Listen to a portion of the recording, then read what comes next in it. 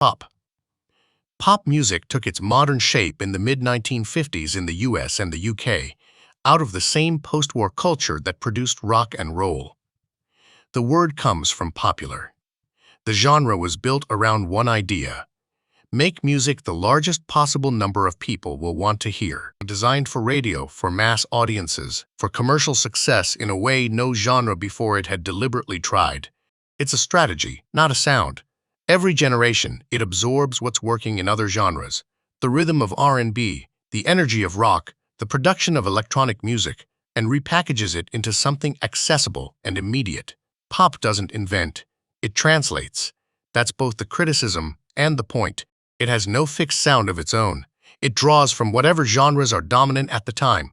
Lyrically, it covers love, relationships, identity, emotion, subjects that travel across language and culture. Its audience is everyone, by design. No other genre has come close to its global reach. The voice is always the lead. Production, the arrangement, the beat, the layering of sounds matters as much as the song itself. The electric guitar was central in early pop. Synthesizers took over by the 1980s. Digital production dominated by the 2000s. The hook, a short, instantly memorable melody or phrase, is the structural unit everything else is built around. Elvis Presley and Buddy Holly were among the first pop stars in the modern sense. The Beatles took the format global in the 1960s and expanded what pop could do lyrically and structurally. Michael Jackson's Thriller in 1982 became the best-selling album in history and set the template for modern pop production. Madonna redefined how image and music worked together. Beyoncé, Rihanna, and Taylor Swift each built pop into something that combined music with cultural identity at a scale nobody had managed before. K-pop, Latin pop, and Afropop are now growing faster than Western pop. The genre's center of gravity is shifting for the first time. Reggae developed in Jamaica in the late 1960s, growing out of two earlier Jamaican genres, ska and rocksteady, which had come from American R&B records that reached the island through radio stations in the 1950s. Jamaica absorbed those sounds and built something new. By 1968, what was being made in Kingston studios had its own name and its own rhythm that nobody could mistake for anything else. A country of under 3 million people produced a sound that ended up on every continent. Reggae influenced hip-hop, punk, electronic music, and pop across decades and borders. That reach came partly from the music and partly from what the music was saying. Resistance, spirituality, a direct challenge to colonial and economic power. Few genres have carried that combination as far. Reggae drew from R&B and soul rhythmically and vocally, but the Rastafarian spiritual tradition gave it an ideological weight most pop music didn't carry. Lyrically, it dealt with oppression, freedom, love, and faith. Its original audience was the urban poor of Kingston.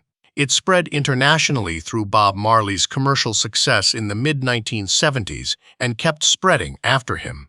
The guitar plays the skank, a chopped offbeat chord stab that lands between the beats rather than on them. That offbeat placement is what gives reggae its leaning, unhurried feeling. The bass is prominent and melodic, often more active than the guitar.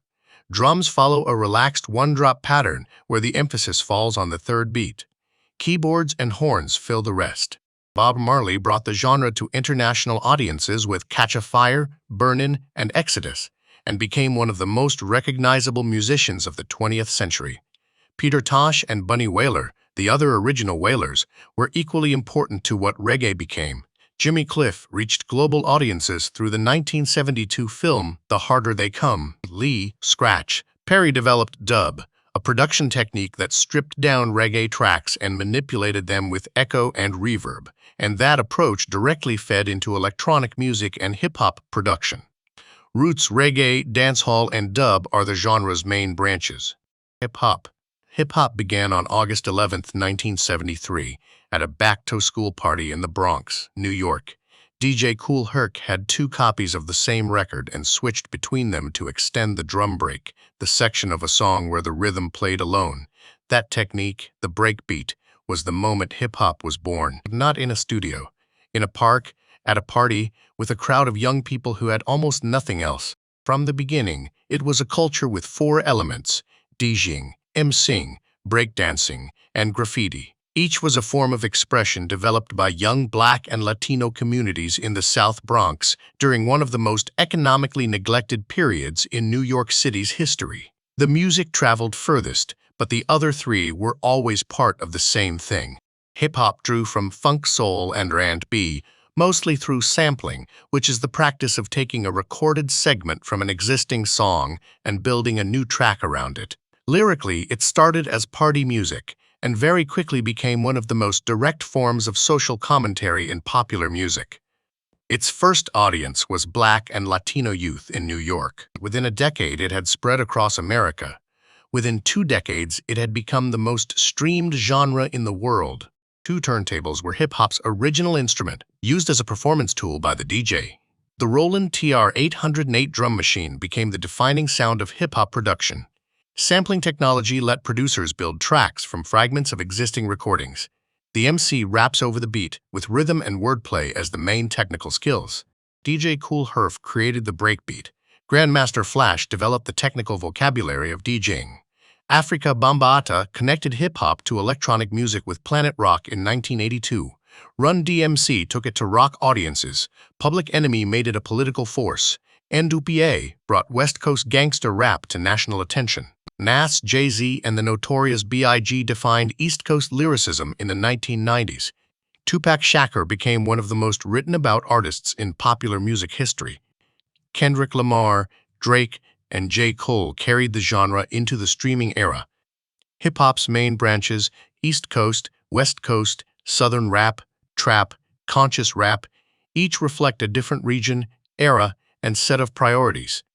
EDM, electronic dance music, didn't start in a festival or an arena. It started in underground clubs in Chicago, Detroit, and New York in the early 1980s, where DJs and producers began making music entirely with machines, synthesizers, drum machines, and sequencers, without live instruments or traditional band structures. The 2 genres that came first were house music in Chicago and techno in Detroit, and both were created by Black and gay communities whose music mainstream culture was largely ignoring.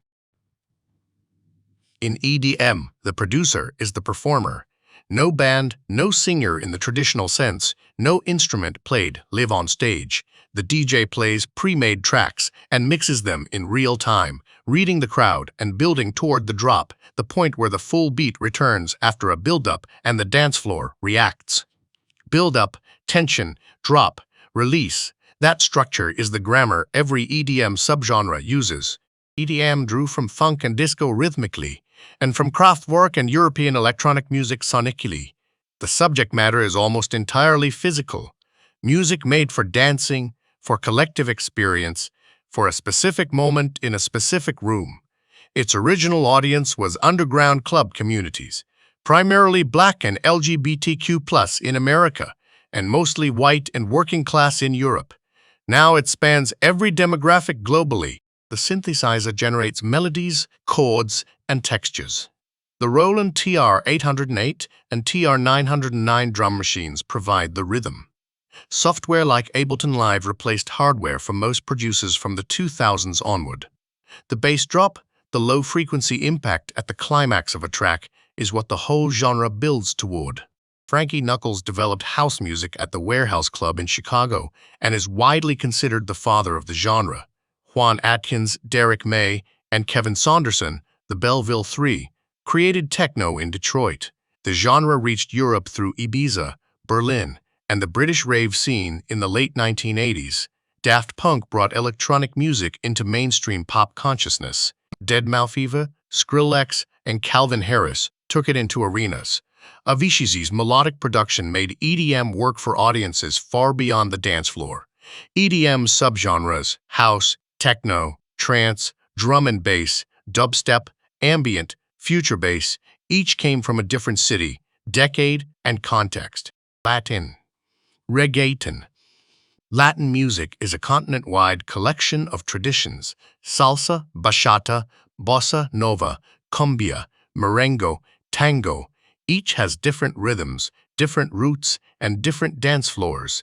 What brought Latin music to global dominance in the 21st century was reggaeton, born in Puerto Rico in the 1990s from Jamaican dancehall and American hip-hop colliding.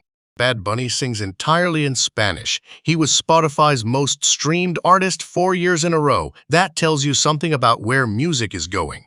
It didn't happen because he crossed over into English language markets. It happened because the music was strong enough that the language stopped mattering. Latin music draws from indigenous Caribbean and South American rhythmic traditions, African percussion, Spanish and Portuguese melody and harmony, and more recently, hip-hop and electronic production. Lyrically, it covers love, celebration, desire, and identity, with regional styles varying enormously. Its audience was historically Latin American communities. Now the genre is growing faster than any other in global streaming markets. Percussion is the foundation. Congas, bongos, timbales, and claves build rhythmic frameworks that most other genres don't use. The guitar and its regional variants, the cuatro and the charango, carry melody. Brass instruments feature heavily in salsa and cumbia. In reggaeton, the dembow drum pattern is the genre's defining signature. You can recognize it within a few seconds. Carlos Gardel defined tango in the early 20th century. Celia Cruz spent decades as the leading figure in salsa. Selena was crossing Latin pop into mainstream American culture when she died in 1995. Marc Anthony and Jennifer Lopez brought the genre into English-speaking pop in the late 1990s. Daddy Yankee's Gasolina in 2004 introduced reggaeton to audiences who had never heard of it. J Balvin and Bad Bunny took it further. Bad Bunny's Un Verano Sin Ti became the first Spanish-language album nominated for Album of the Year at the Grammys, and his tours broke attendance records that had only ever been set by English-language artists. Every one of these genres started somewhere specific, a neighborhood, a studio, an island, a club, and ended up everywhere. Which one surprised you the most? Leave it in the comments.